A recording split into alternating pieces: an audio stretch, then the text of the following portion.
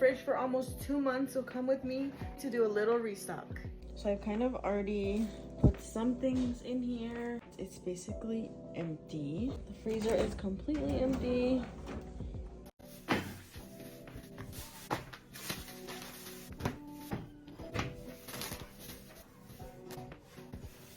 So I have this little cooler that my sister-in-law let me borrow.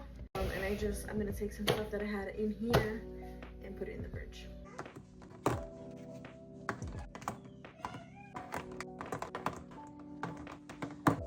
So this is what it looks like. It's not full, but I'm so happy to have our fridge back and working. It doesn't even matter that it's not full. I'm just so happy to have a fridge that's working. So yeah.